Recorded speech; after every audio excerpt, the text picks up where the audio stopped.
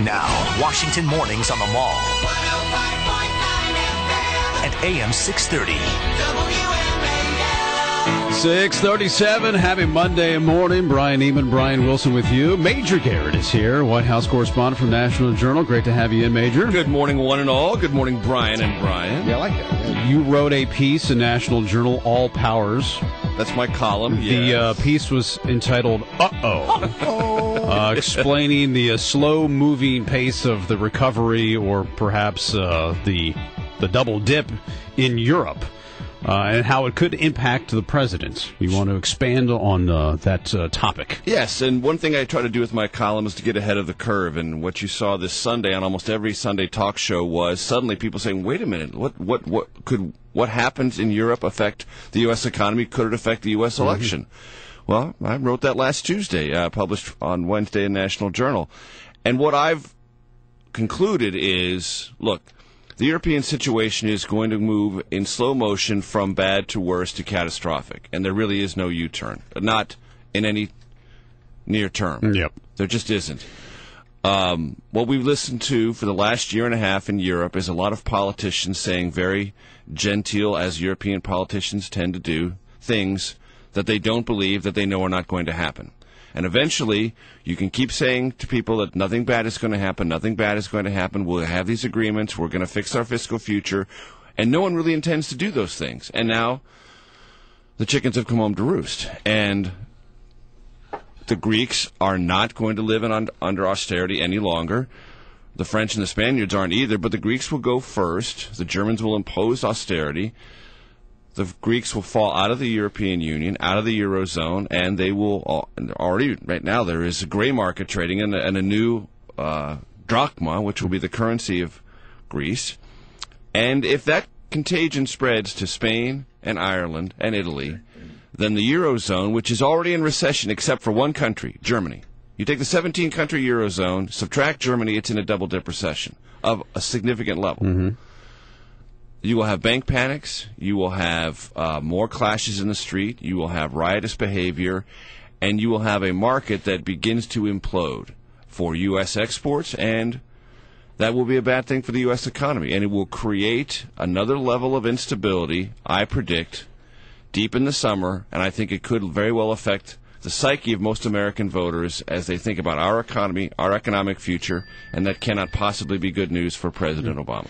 So you're thinking more of the economic impact, not necessarily the recent elections, in which the recent elections all move in one direction, against austerity. Even in Germany, even in Westphalia in Germany, those local elections there, which, look, we do not spend a lot of time, nor should we in this country, sifting through the local election results in Upper Westphalia. But in this rare instance, I think we ought to pay attention, because even in Germany, the austere Germans said, perhaps this is the wrong way to go. Well, that's a political answer to a bond market question. And the bond market isn't interested in the political answer from the streets of Upper Westphalia or Greece or Spain or anywhere else. They have a set of ledgers, and the books have to be at least adhered to at some level. And the European Central Bank is not going to move off of austerity and getting its debts paid back at the level it's accustomed to. And until everyone realizes that, we're all just going to pretend that nothing bad is going to happen, when I guarantee you bad things are happening. Bad things are happening. So what's the timing in Europe, and then when do we start to see the impact of that? Well, I think this is a third-quarter problem for our U.S. economy. And already, as I pointed out in my column, there's a great success story in this country about Ford, GM, and Fiat Chrysler. Remember, it's not Chrysler. That's it's right. Fiat Chrysler, okay? They're both Ford and GM have built into their books this year staggering European losses. That was when the currency was still in good shape and there was no general sense of either panic or the dissolution of the euro. When you had those two things into it, the balance sheets for Ford and GM in Europe could look even worse. They'll still make money this year, but these are becoming black holes for important parts of two important auto companies. And Fiat Chrysler has 5 auto companies in Italy. All of them lose money. Each and every one. And everything that Chrysler was doing to try to rev up its product designs really is going to be held off to 2013. They have the Dart out this year, but they had a lot more aggressive things planned for 2013, predicated on at least stabilizing the situation in Europe. And if it doesn't remain stabilized, and I predict it won't, that's going to hurt Chrysler Fiat in this country. All right, so we had the G8 and then the NATO summits. I mean, no and it was doubt. a perfect example of that. Everyone's standing around very politely saying nothing terrible is going to happen. It's kind of like Monty Python, you know.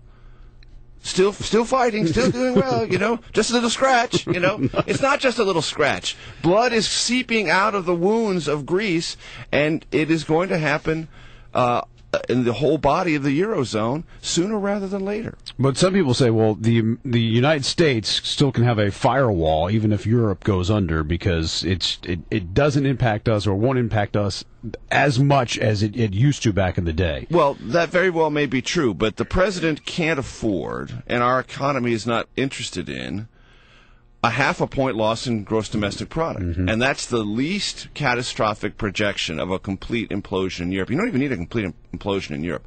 I think we'd lose a point 1.5 in GDP if the European Union, except for Germany, really did cave in, and you suddenly saw either gray market trading or new currencies being created in 5 of the 17 Eurozone countries. I mean, just think about the capital flight out of those places and safe harbors. Well, a lot of capital would come to the United States. Okay, that's on the margins a good thing, but we still need consumers to purchase things made in America.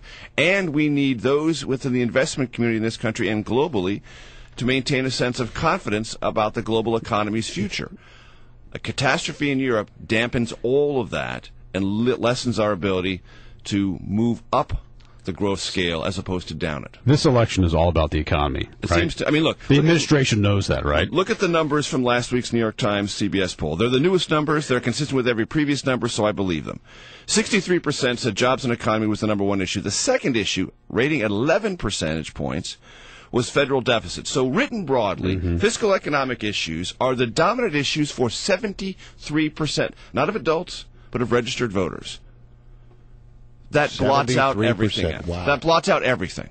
And I just think in the main, and particularly that's true for the so-called undecided independent voters, the economy is everything.